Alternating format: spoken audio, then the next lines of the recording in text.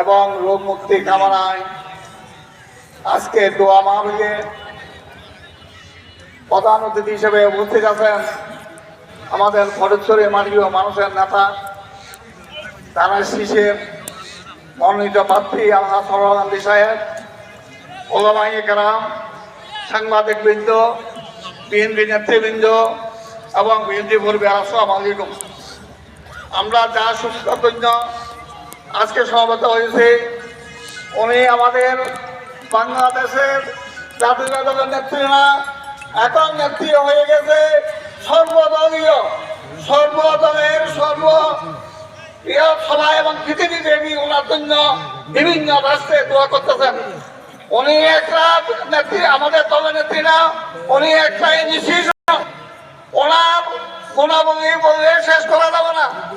সেই গুণাবলীর জন্য এখন আমাদের এই ক্রান্তি লগ্নে দেশের অস্থিতিশীল পরিস্থিতির সময় ওনার মতো একটা নেত্রী দরকার। সেই নেত্রীকে দীর্ঘ হয়ে